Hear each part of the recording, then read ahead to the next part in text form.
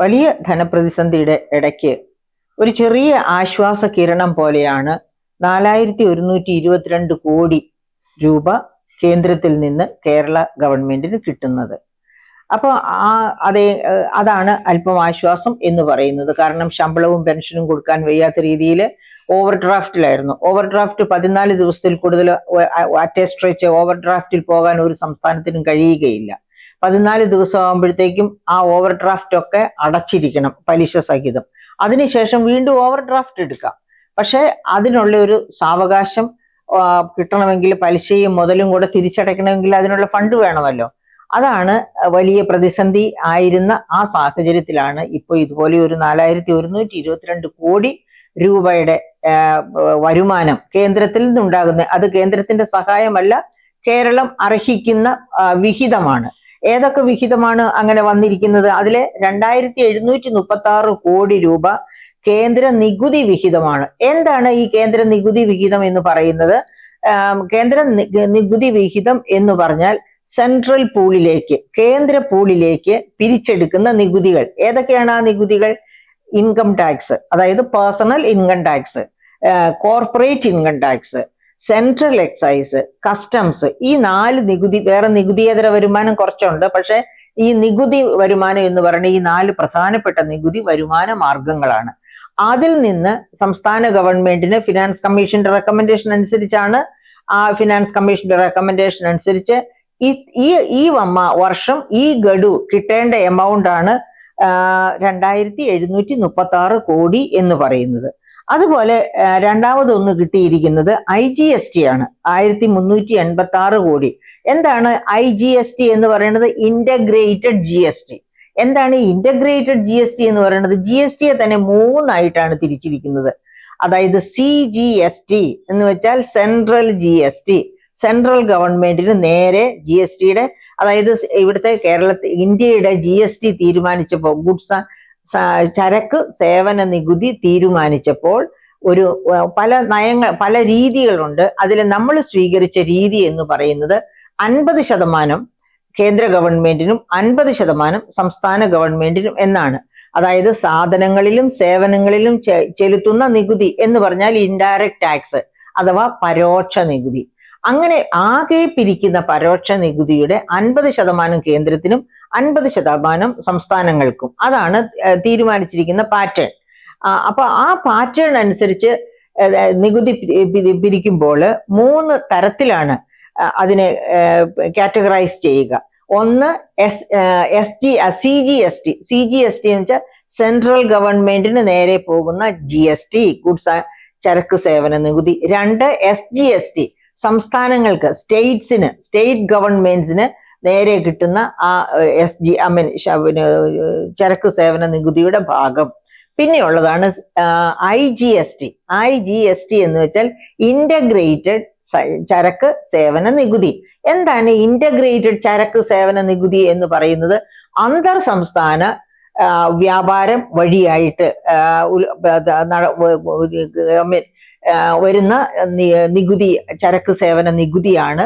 അത് കേന്ദ്രമാണ് സമാഹരിക്കുന്നത്. പക്ഷേ കേന്ദ്രം സമാഹരിച്ചിട്ട് ഓരോ സംസ്ഥാനങ്ങളുടെയും വിഹിതം അതത് സംസ്ഥാനങ്ങൾക്ക് കൊടുക്കുന്നു. അങ്ങനെ കേരളത്തിന് കിട്ടിയ IGST വിഹിതം, നമുക്ക് കേരളത്തിന് സാധാരണ രീതിയിൽ IGST വിഹിതം കുറച്ച് കൂടുതൽ കിട്ടും സാധാരണ. എന്തുകൊണ്ടാണെന്ന് വെച്ചാൽ കേരളത്തിന് ആവശ്യമായ ഉപഭോക്തൃ ഉൽപ്പന്നങ്ങളിൽ ഒരു 80% മറ്റ് സംസ്ഥാനങ്ങളിൽ നിന്ന് ഇറക്കുമതി ചെയ്യുകയാണ്. അതുകൊണ്ടാണ് നമുക്ക് IGST വിഹിതം കൂടുതൽ, അതായത് അന്തർ സംസ്ഥാന ട്രേഡ് കൂടുതലുള്ള സംസ്ഥാനമായതുകൊണ്ട് IGST വിഹിതം കേരളത്തിന് കൂടുതൽ കിട്ടുമെന്ന് പറയാൻ കാരണം അതുകൊണ്ടാണ്. ഇതുകൊണ്ട് സംസ്ഥാനത്തിന്റെ പ്രതിസന്ധി തീരുകയില്ല. കാരണം മാർച്ച് മാസത്തിൽ തന്നെ ഏകദേശം 20,000 കോടിയോളം രൂപയുടെ ആവശ്യമാണ് സംസ്ഥാന ഗവൺമെന്റിന് വിവിധ മേഖലകളിലേക്കായിട്ട് വിന്യസിക്കേണ്ടത്. ഉദാഹരണത്തിന് സാമൂഹ്യ സുരക്ഷാ പെൻഷൻ കഴിഞ്ഞ 7 മാസമായി മുടങ്ങിക്കിടക്കുകയാണ്. നെല്ല് സംഭരിച്ചതിന്റെ പൈസ 700 കോടിയിലധികം കൊടുക്കാൻ കിടക്കുകയാണ്. ഇതുപോലെ വിവിധ മേഖലകളിൽ, അതായത് ഇവിടെ ഏതെങ്കിലും തരത്തില്, അതായത് ST വിദ്യാർത്ഥികള് അവരുടെ സ്കോളർഷിപ്പ് ലഭിക്കാത്തത്, മാസങ്ങളായി സ്കോളർഷിപ്പ് ലഭിക്കാത്തത് കൊണ്ട് അവരുടെ ഹോസ്റ്റലും സ്കൂളും ഒക്കെ അടച്ച് വീട്ടിലിരിക്കുന്ന അവസ്ഥയാണ്.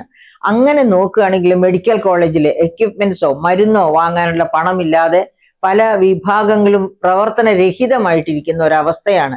ഇങ്ങനെ ഏത് മേഖല നോക്കിയാലും അവിടെയൊക്കെ ഈ ധനപ്രതിസന്ധി അതിരൂക്ഷമായിരിക്കുന്ന ഒരു സാഹചര്യമാണ് ഉള്ളത്. അപ്പൊ അങ്ങനെ രൂക്ഷമായ ഒരു സാഹചര്യമാണ് എന്ന കാരണം കൊണ്ട് തന്നെ കടമെടുക്കാൻ പറ്റിയാൽ മാത്രമേ സംസ്ഥാനത്തിന് മുൻപോട്ട് പോകാൻ ഒക്കൂ. അതല്ലെങ്കിൽ അതായത് ഈ 13,609 കോടിയുടെ കടം എടുക്കാൻ അനുവദിച്ചു കിട്ടിയാല് ഒരുപക്ഷെ സംസ്ഥാനത്തിന് വലിയ ബുദ്ധിമുട്ട് കൂടാതെ മുൻപോട്ട് പോകാൻ പറ്റും. അല്ലാത്ത പക്ഷം വലിയ ബുദ്ധിമുട്ടോടു കൂടി മാത്രമേ മുൻപോട്ട് പോകാൻ ഒക്കൂ. സംസ്ഥാന ഗവൺമെന്റ് പല കാര്യങ്ങളും പിന്നെ അതായത് പല വകുപ്പുകളും അടച്ചിട്ടതുപോലെ തന്നെ പോകേണ്ടി വരും. അത്തരം ഒരു ദുരവസ്ഥയിലേക്ക് പോയിക്കൊണ്ടിരിക്കുമ്പോൾ ഒരു കേന്ദ്ര ഗവൺമെന്റ് തീർച്ചയായിട്ടും കുറച്ചും കൂടി നയപരമായി ഈ വായ്പയുടെ കാര്യത്തിലൊക്കെ കുറച്ചും കൂടി ഒരു ഈ സമയത്തെങ്കിലും, അതായത് ഇത്ര വലിയ പ്രതിസന്ധി ഒരു സംസ്ഥാനം അനുഭവിക്കുന്നു എന്നിരിക്കെ, അതായത് ഇതും ഒരു ഇലക്ഷൻ ഇലക്ഷനിൽ വോട്ട് പിടിക്കാനുള്ള ഒരു മാർഗമായി കാണാതെ തന്നെ കേന്ദ്ര സർക്കാർ ഈ സമയത്ത് കടമെടുക്കാൻ അനുവദിക്കേണ്ടതാണ്. ഈ സമയത്ത് കടമെടുക്കാൻ അനുവദിക്കേണ്ടതാണ് എന്ന് പറയുമ്പോൾ സംസ്ഥാന സർക്കാർ ശരി ചെയ്തു, കേന്ദ്രമാണ് തെറ്റ് ചെയ്യുന്നത് എന്ന അഭിപ്രായമല്ല ഞാൻ രേഖപ്പെടുത്തുന്നത്. സംസ്ഥാന ഗവൺമെന്റ് തന്നെയാണ് തെറ്റ് ചെയ്തത്. കാരണം നമുക്ക് നിങ്ങൾക്കൊക്കെ അറിയാമായിരിക്കണം, അതായത് FRBM ആക്ട് അനുസരിച്ച് സംസ്ഥാന ഗവൺമെന്റിന് കടമെടുക്കാവുന്നത് GSTP, അതായത് സഞ്ചിത കടം, സംസ്ഥാനം ഫോം ചെയ്തത് മുതൽ നാളിതുവരെയുള്ള കടം കൂട്ടിച്ചേർത്താൽ നമ്മുടെ സംസ്ഥാന ആഭ്യന്തര മൊത്ത വരുമാനത്തിന്റെ 29% താഴെ നിൽക്കാവൂ എന്നാണ് നിയമം. അത് 35% മുകളിലാണ് 2019-20 മുതൽ ഈ വർഷം. ഈ ബജറ്റ് എടുത്ത് നോക്കൂ, ഈ പ്രാവശ്യത്തെ ബജറ്റിൽ അത് 35% തൊട്ട് താഴെ 34 സംതിങ് ആയിട്ടാണ് പെഗ് ചെയ്തിരിക്കുന്നത്.